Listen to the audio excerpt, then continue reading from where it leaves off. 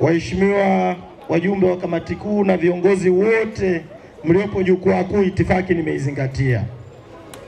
Ndugu zangu watu wa Kilombero, asalamu alaykum. Bwana Yesu asifiwe sana. Tumsifu Yesu Kristo. Mwana kondoo ameshinda.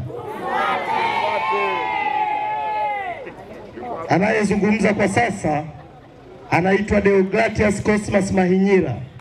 Ni mwenyekiti wa baraza la vijana wajanja kabisa, vijana wa Chadema, huwa tunaitwa Bavicha. Sasa kabla sijaendelea, tusalimiane kwa salamu za chama. Hakuna noma. Watu wa Kilombero, watu wa Ifakara, nikiwauliza ngumi ziko wapi tusalimiane, naomba mseme hizi hapa.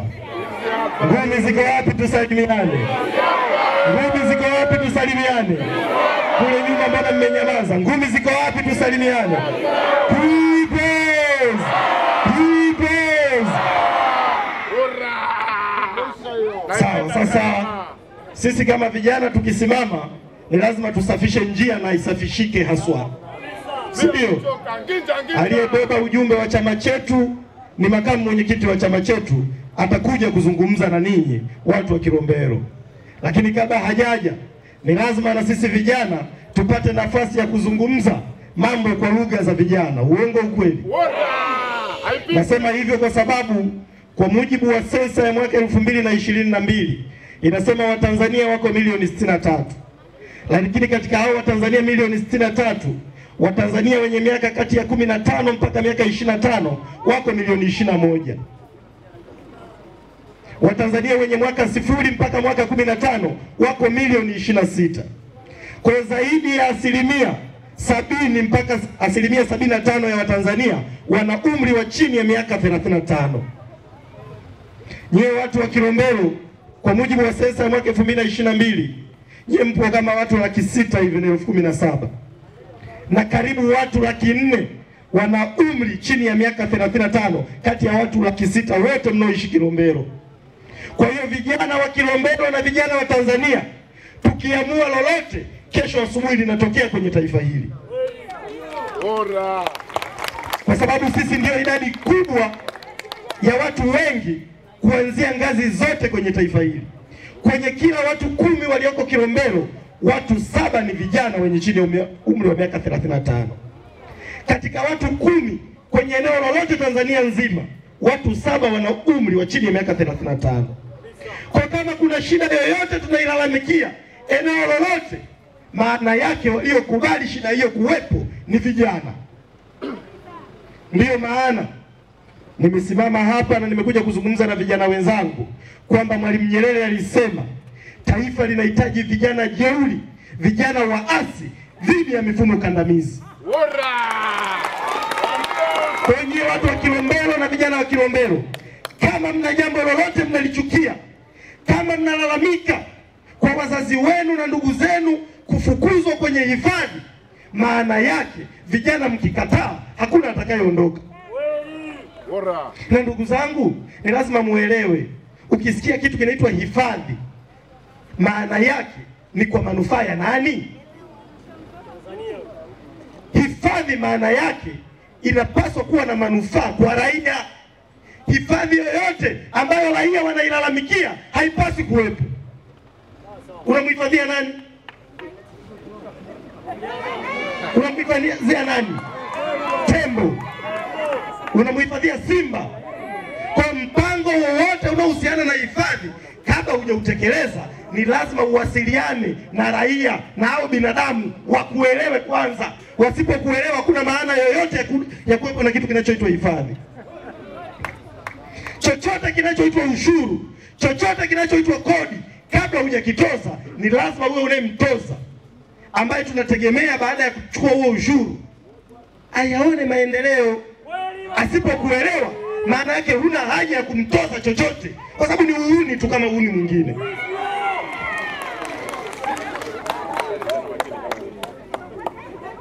Sasa kabla sijaendelea, wako watu wanadhani hizo changamoto ambazo kila siku ya Mungu tunazilalamikia, mnafikiri changamoto hizo zitatatuliwa na CCM. CCM hawawezi. kwa sababu maisha yenu hayajawahi kuwa kipaumbele kwao.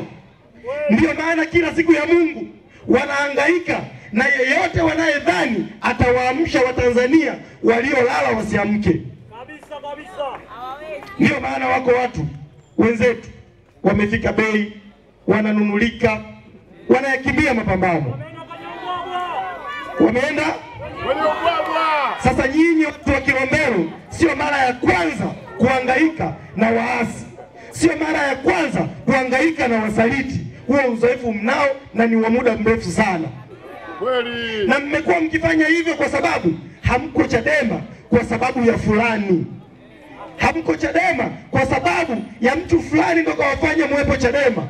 Mko Chadema kwa sababu mnaamini chama hiki kimebeba matumaini ya maisha yenu, mnaamini chama hiki kitaiondoa CCM madarakani na pengine kiwapeleke nyie kwenye nchi ya ahadi, nchi ya asali na maziwa ambayo tunatamani kuwepo.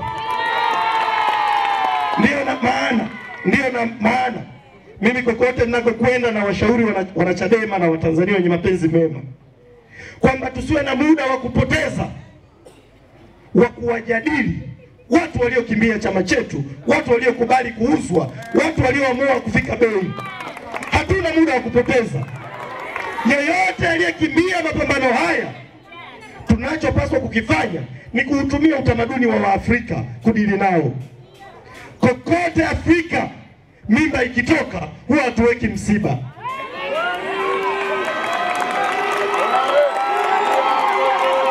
Yeyote aliyekimbia chama hiki, yeyote aliyekimbia mapambano, asifikiri sisi Chadema tutatandika mikeka eti tulie tuweke msiba. Hiyo ni mimba iliyotoka. Jambo pekee tutakalolifanya, tutasikitika masaa mawili matatu, baada ya wiki tutaingia mzigoni kutafuta mimba nyingine. Kwa hiyo nawaombeni watu wa Kilombero, nafahamu nyie ni wazoefu wa kudili na wasaliti. Achaneni na hii mijadala ya watu walioamua kufika bei, na najua nyinyi mnajua namna ya kushughulika na hao watu. Siku wakija hapa mnajua cha kuwafanya, mimi siwezi kuwafundisha. Mheshimiwa Makamu Mwenyekiti, hii wilaya ya Kilombero mimi ni mwenyeji. Nimeshafika hapa Kilombero na kilichonileta hapa Kilombero ni matatizo ya uchaguzi.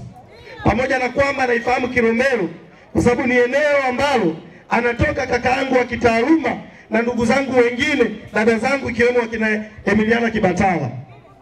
Mimi kitaaluma ni wakili wa Mahakama Kuu na mahakama zilizo chini yake. Kwa mara ya kwanza nimefika Kilombero ni kutokana na kesi za uchaguzi wa mwaka 2024, mwaka jana. Nimemwona hapa mzee wangu na kaka yangu Shayo. Kuna kata hapo inaitwa Mwaya hapo, Mangula Mwaya, si ndio? Mimi nilikwenda pale kufanya kesi ya uchaguzi. Wako wana Chadema 19 walikuwa wamekamatwa kwa sababu tu ya kesi ya uongo, kesi za kihuni ambazo CCM na serikali yao kwa kushirikiana na wakurugenzi na hawa mapolisi wamekuwa wanawasingizia Chadema.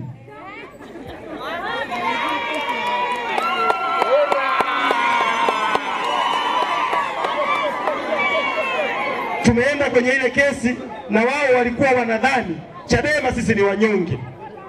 Yuko tu mtu anaitwa mtendaji wa kata. Yaani mtendaji wa kata kwenye taifa hili, taifa lililojaa uhuni mwingi, mtendaji wa kata anadhani ana mamlaka ya kuamua tu kumfungulia mtu yeyote kesi. Sasa tuliwaambia pale Mwaya kwamba wewe mtendaji wa kata uliofungulia hao na Chadema, njoo mahakamani uthibitishe hiyo kesi. Akala chaka. Nafikiri haikuchukua hata mwezi mmoja, alikimbia na mahakama wakatuachia mahakama Chadema. Na ile kesi tukawa tumefanyaje? Tumeshinda. Kwa hiyo nitumie fursa hii kuwapongeza na kuwashukuru viongozi wenu wa chama wilaya ya Kilombero na kanda ya kati ambao waliona ugomvi wenu sio ugomvi wenu peke yenu, ni ugomvi wa Tanzania nzima. Ndio maana walikiambia chama na chama kikatuleta mawakili kuja kushiriki kwenye ugomvi wenu dhidi ya CCM. Na nitumie fursa hii kuwapeni salamu za wakili Peter Kibatala. Mimi ni kakaangu wa kitaaluma, nafanya naye kazi. Ameniambia ukifika Kilombero kawasalimia watu wa Kilombero, kwa sababu mimi kule ni nyumbani na wale watu ni ndugu zangu. Ila kawaahidi jambo moja tu. Ugomvi wowote utakao kuwa unahusiana na masuala ya kisheria ya watu wa Kilombero, waambieni sisi kurugenzi ya sheria ya chama Chadema tunao mawakili wengi mpaka wanazidi. Kwa kwenye jambo lolote linalohusu haki ya maisha yenu, ni lazima mjue huo ugomvi hautakuwa ugomvi wenu peke yenu. Hiyo noma tutaivaa wote. Kamanda, nakuelewa. Tumekuja na ujumbe mmoja tu wa no reforms no election. Kusipo kuwepo na mabadiliko ya sheria za uchaguzi, huo uchaguzi hautakuwepo. Sasa CCM ni waongo na hawana aibu. Unajua bora uwe muongo una aibu. CCM ni maongo na hayana aibu. Wanasema eti wamefanya mabadiliko ya sheria za uchaguzi mwaka jana. Ni kweli mwaka jana wametunga sheria inaitwa sheria ya Tume Huru ya Taifa ya Uchaguzi. Kuna kama anasema wamebadilisha jina. Ni kweli wamebadilisha jina, kwa sababu sheria hiyo ni mpya, ila hakuna chochote cha maana imebadilisha. Inaitwa sheria ya Tume Huru ya Uchaguzi, wakati bado anayechagua mwenyekiti wa tume na viongozi wote wa tume ni rais, na ndio mwenyekiti wa Chama cha Mapinduzi, na ndio mgombea tena wa urais kwa mfano mwaka huu.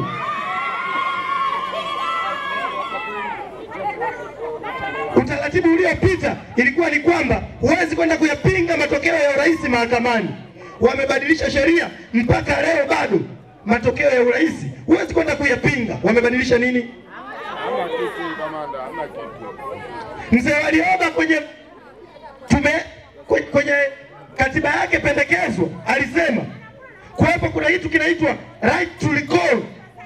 Wananchi mwe mna haki mkimchagua mbunge, mkiamua kuna siku kumuondoa hata kama miaka 5 haijafika. Mzee Warioba alisema mtu huyo aondolewe. Wao wanasema wamebadilisha sheria. Right to recall mmeiweka? Haipo. Mkimchagua mbunge anaenda Dodoma mpaka baada ya miaka 5. Wamebadili nini? Tulikuwa tunalalamikia mawakala na fomu. Wamebadilisha sheria ya uchaguzi. Tena sasa hivi wameweka kitu kibaya zaidi. Wamesema fomu za mawakala atazitoa mkurugenzi, na atazitoa kama zitatosha. Zamani mawakala tulikuwa tunaenda vituoni. Wakala unaenda vituoni unachukua fomu yako unaenda nayo. Lakini sasa hivi wamesema wakala hatutakupa fomu, atakayepeleka ni mkurugenzi. Sasa hivi wanasema eti hakuna mgombea atakayepita bila kupingwa. Tumebadilisha kwa sababu hata kama utakuwa peke yako watu wataenda kukupigia kura.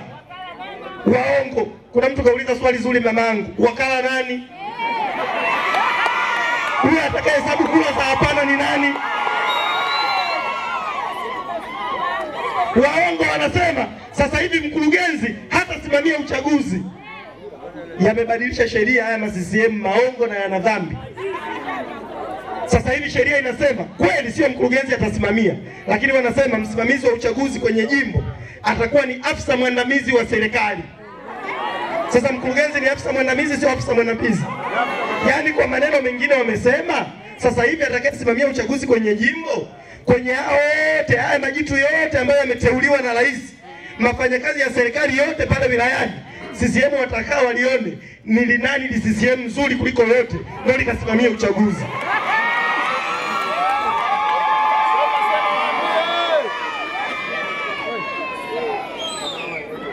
Hakuna chochote walichokibadilisha kwenye sheria za uchaguzi zaidi ya uongo na hadaa, na wanadhani nyinyi wa Tanzania ni waongo. Ndio maana sisi Chadema leo tumekuja kwenu Kilombero, tumekuja kwenu Ifakara kuwapeni elimu ya mambo haya, kuwaambieni huu kweli. Tumekuja kuwasanua.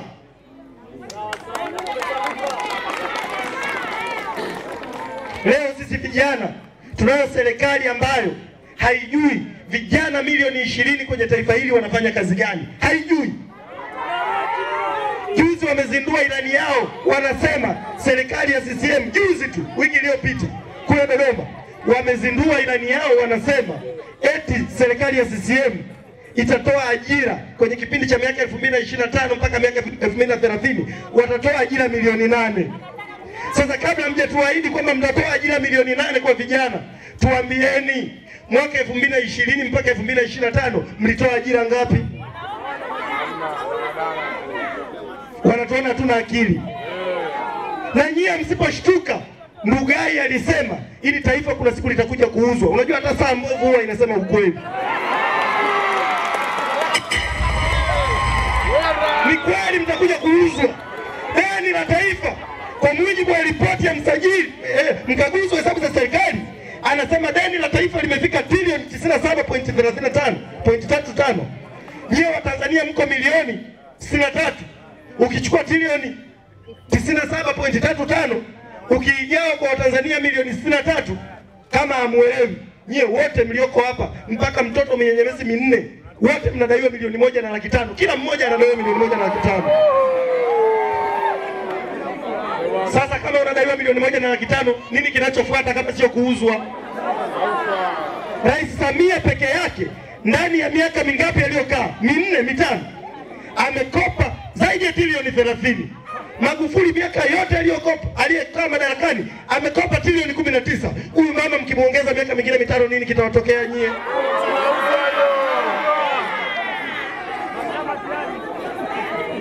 Na yeyote aliyeamua kusimama kufanya mambo haya, mapambano haya tuliyoamua kuyafanya ni mapambano ambayo pengine yanaweza kutugharimu hata uhai, yanaweza kutugharimu hata maisha.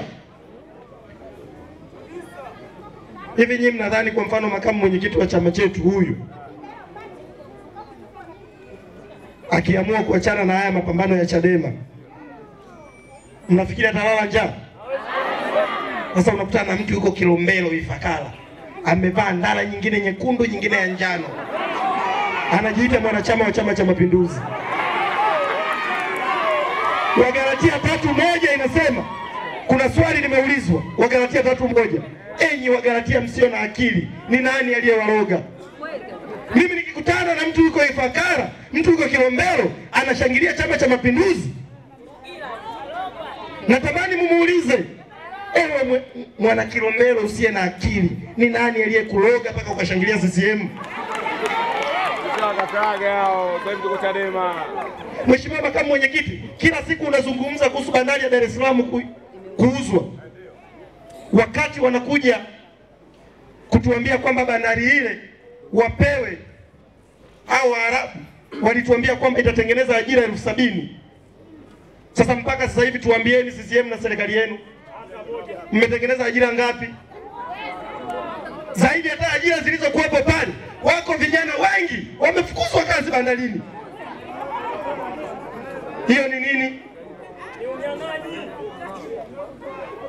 Mambo haya ya uchaguzi, changamoto zote tunazozilalamikia, msingi wake ni kwamba wananchi hamna nguvu ya kuamua nani awe kiongozi wenu. Na wako Watanzania huwa hawaamini mpaka waone. Wako binadamu huwa wana sifa za mnyama anaitwa kenge. Unajua kenge huwa haamini mpaka aone damu. Akiwa pale hata kama unampiga na mawe hakimbii. Yaani mpaka umgonge kichwani damu itoke ndo anasema hivi kumbe nakufa. Sasa kwa ambao hawaamini, sisi wengine ni ushuhuda. Mimi mwaka 2020 niligombea udiwani. Misa ya kwanza tu nilishashinda 2020. Lakini CCM kwa sababu wanalaana walikuja kunipora udiwani 2020 pale Berege Dodoma. Walikuja na mapolisi hawa. Polisi wamekuja kunipiga mabomu kupora udiwani. Polisi walipiga mabomu mpaka mbwa walihama kijiji. Alafu leo atokee Muhuni.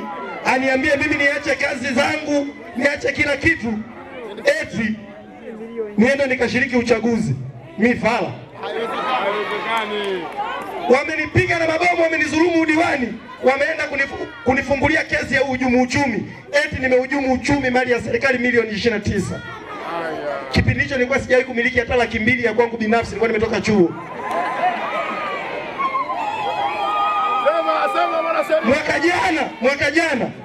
Mwaka jana nilienda kugombea mwenyekiti wa kijiji. Mwalimu Nyerere anasema msomi wa maana ni yule anayetumia elimu yake kwa manufaa ya jamii yake. Nikasema hebu ngoja nikagombea mwenyekiti. Kule kwetu unajua Dodoma, wagogo walikuwa wamekumbatia sana CCM. Kwa mimi nikasema uchaguzi wowote nagombea, uwe wa kitongoji, uwe wa nini, yani limadi ni wakere tu CCM. Nikaenda kugombea mwenyekiti wa kijiji. Wakakata jina langu, wanasema sijui kusoma na kuandika. Yaani wakili wa mahakama kuu amekuja Kilombero Mwaya kusimamia kesi za uchaguzi. Mimi kila baada ya siku 3 Shayo ananitumia hela ya vocha. Kijana wangu na kutumia 10,000 ya vocha kwa sababu tu nilikuja kufanya kazi ya kuipigania Chadema na kuwapigania Watanzania kuhusu haki yao ya kuchagua. Yaani kuna watu wananiona huku duniani mimi msomi na akili. Halafu kuna mtu kanaitwa mtendaji wa kijiji. Sijui hata kama la 7 alifika. Anasema mimi sijui kusoma na kuandika. Halafu mgombea wa CCM anayegombea mwenyekiti wa kijiji pale kijijini, ukiuliza mtu huyu aliwahi kufika darasa la 4, huwezi kumpata shahidi wa kuambia alifika darasa la 4. Yeye alimpitisha. Mambo haya ni mifano ya kwamba, kwa kumalizia, mambo haya ni mifano ya kwamba uchaguzi kwenye taifa hili umeshindikana na haupo tena. Ni sahihi kabisa. Kwa na waombeni watu wa Kilombero, watu wa Ifakara, msimamo wetu sisi kama vijana wa Chadema kwamba mwaka huu kama noma wacha ikawe noma. Hatukubali uchaguzi uwe ni mtambo wa kuua vijana, uwe ni mtambo wa kuwapeleka vijana magerezani, uwe ni mtambo wa kugombanisha na hao maskini wenzetu polisi. Hatuko tayari jambo hilo litokee. Polisi ni maskini wenzetu. Kwani tunaomana nao chumvi hao mtaani? Na wenyewe wamepigika kinoma. Na makamu mwenyekiti akija atawaelezeni namna ambavyo na hao polisi wanateswa huku duniani. Mimi naomba niwaambieni ni kwa namna gani CCM na serikali yake itakuja kuwafanya polisi wateseke mpaka mbinguni waende motoni. Mimi nitawaambieni. Ukisoma kitabu cha Luka sura ya 3 mstari wa 14, Yohana Mbatizaji akiwa kwenye matembezi yake alikuwa anakutana na watu mbalimbali. Miongoni mwa watu waliokutana nao walikuwa na watoza ushuru. Walimuuliza tufanye nini? Yohana akasema msitoze zaidi ya mlivyoamuliwa. Walikuwepo na polisi, nafikiri kuwepo na polisi kiherehere, naye akamuuliza Yohana, na sisi tufanye nini? Akasema msifanye mambo matatu. Jambo la kwanza, msimdhulumu mtu. Hawa polisi wanatumiwa na CCM kutudhulumu uchaguzi. Jambo la pili aliwaambia msiwashitaki watu kwa uongo. Wamewashitaki watu Kilombero, wamewashitaki watu Mangula Mwaya, wamewashitaki watu maeneo mengi kwa kesi za uongo za uchaguzi. Wanatenda dhambi au watendi dhambi? Wataenda motoni au waendi motoni? Jambo la tatu na la mwisho, Yohana aliwaambia polisi, toshekeni na mishahara yenu. Sasa hili la mishahara yenu, na mimi nawatetea, hamuwezi kutosheka na mishahara yenu kwa sababu CCM inawapa mishahara midogo. Hamuwezi kutosheka nayo. Yoyote angeweza kutosheka na mishahara yenu.